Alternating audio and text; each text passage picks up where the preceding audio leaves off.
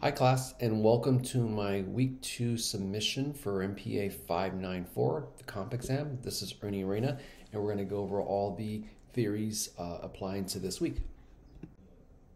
So as an overview of this week's assignment, I'm going to take two of the theories that we have been reviewing these past 2 weeks and apply those two theories to a modern day situation in public administration. And the two that I've selected, first, number one is Wilson's dichotomy. We'll go over that, how it's applicable and relevant or not relevant anymore in today's terms.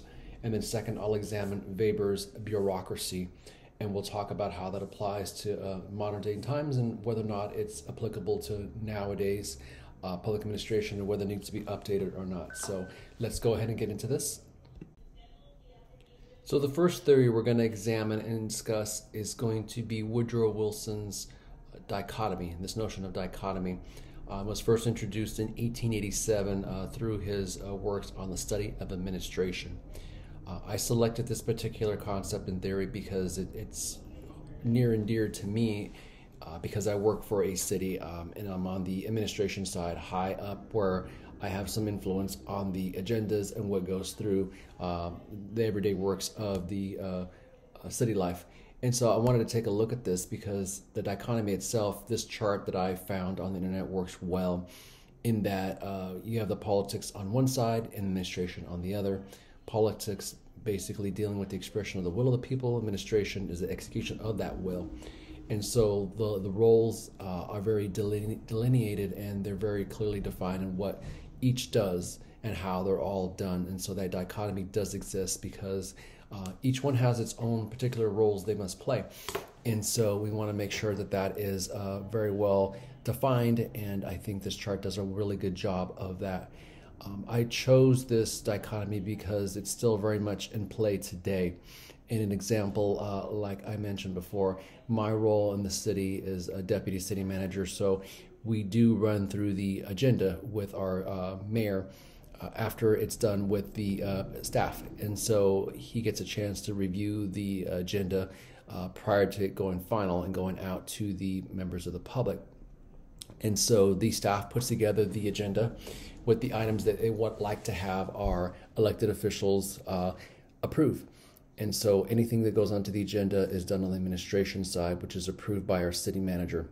When that's all final and she's good with that, then it goes to our mayor for a review. So he's aware of what goes onto the agenda. Each one of the 5 council members gets their own chance to review the agenda prior to it actually going final. And so that process begins, so they're aware of what they're going to be voting on and discussing. So the lines are clearly delineated between what the administration does on that side, and then what the role of the politician is. So I really thoroughly enjoy talking about Wilson's dichotomy, but it's a concept that holds true today. And using that example of an agenda-setting meetings, this is very well clearly defined. So and still very much in use today. And so the second theory we're going to examine is Max Weber's bureaucracy. Of course, Weber was a German sociologist in 1922, developed this notion of bureaucracies, which came into play in public administration and really other industries as well. I chose this because it's a little bit different than what we're talking about with dichotomy, and I'll explain in that this can be applied to some public administration settings, such as the Department of Motor Vehicles, DMV, which is a branch, of course, of the state of California. This is in play there, where you can clearly see that each of the various employees has their roles they play. Falls under the bureaucracy with the well-defined hierarchy of command. They have their management by roles and division.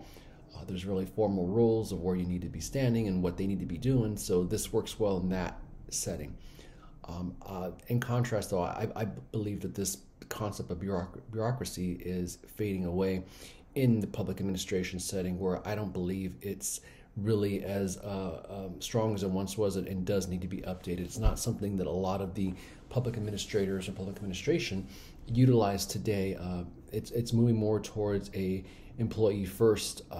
Let's take care of the needs of the employees. Let's see what they need. It's very different in a public setting, public administration setting, in my city as well, where we give the employees a lot of autonomy, a lot of freedom, with the unions to be able to negotiate what they need and what their say is. So we moved away from having people just do one thing, and we develop a lot more cross training. So they're not just competent in one area, they are competent in many areas. So that division of labor and work specialization really doesn't exist anymore, because we want everybody to be generalists and we want them to know and understand everything, but we also want them to have a say at the table. So it goes beyond just having them, be employees and that's it, and managers and employees shouldn't have that, working relationship. So I think that really needs to be changed or updated, but it does hold true in one area, which is the DMV, which I believe is an anomaly. But generally speaking, I don't think it holds true in the rest of public administration. And that is my week 2 presentation. Looking forward to any comments you may have. Thank you.